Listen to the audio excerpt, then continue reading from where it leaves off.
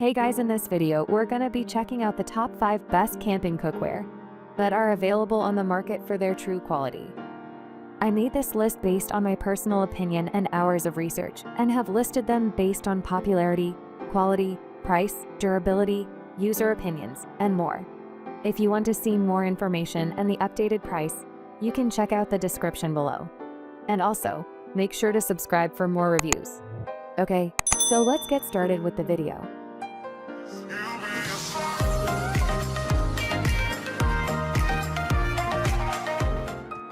Starting at number 5, we have the Primus Firestick Stove Cooking System. Finding a good backpacking stove is trickier, because weight matters much more.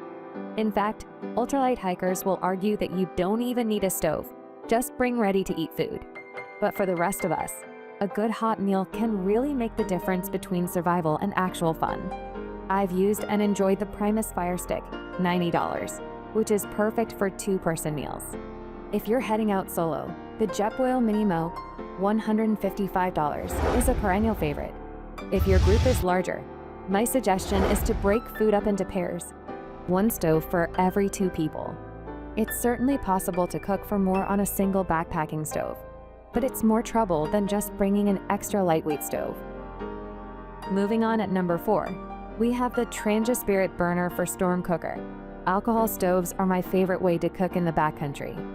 The only reason this isn't my top pick is that many areas have banned alcohol stoves. Be sure to check the fire regulations in your favorite spots before you invest. You can make your own alcohol stove out of an empty soda can, but of all the burners I've tested, I like this Trangia Spirit burner the best. It's indestructible, super simple to use, lightweight, and totally silent. This stove is so light, 7 ounces with windscreen, that it has a permanent home in my pack. And I even bring it on day hikes to make coffee or tea on the trail. Hat tip to Eric Normark. This stove needs a windscreen, and unfortunately the Trangia Triangle windscreen, the best windscreen, seems to be discontinued.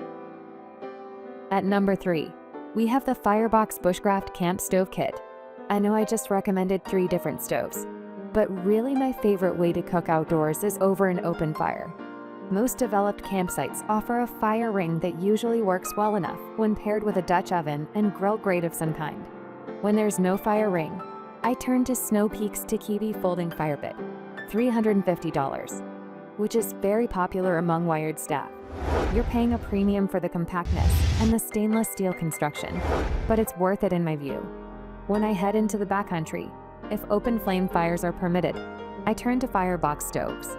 If you're an ultralight backpacker, stop reading now. These stoves are not for you. But if you're willing to carry a little extra weight to dine on a delicious grilled steak after a long day's hike, this is the stove you've been looking for. At number 2, we have the Cobb Grill America.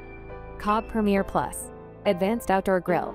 Cobb's Premier Air, 8/10, wired recommends, is more than an oven. It's a portable kitchen in a bag. Thanks to its Tetris-like stacking, the Cobb manages to get a roast rack, griddle, grill grid, frying pan, wok, and chicken stand into a package that barely reaches my knees.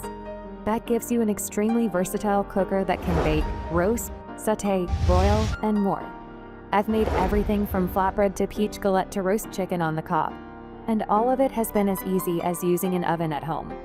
As I noted in the review, it's not my favorite for grilling, but for everything else, I love the Cobb. And finally, at number 1, we have the EcoZoom rocket stove. The ambient air temperature was 94 F, humidity was about 8%. I used the branches from a silver maple tree that had fallen onto my lawn. They were about ½ an inch in diameter. I broke them with my hands into 6-inch long pieces and put 6 of them in the stove trough, the side opening. I then found some dead redwood tree leaves that had fallen and put a handful of them down the top of the stove. I struck a wooden match and put it down the top hole to light the fire. I had to do this twice to get it started. All the fuel was very dry and old. The fuel started burning and I placed a 15 Lieutenant Cabela's Dutch oven on top of the stove. It was filled with 10 to 13 liters of water. Thanks for watching, guys. I hope you liked this video. If this video was helpful to you, please make sure to like, comment, and subscribe. If you have any questions related to this product, you can leave a comment down below. I will get back to you as soon as possible.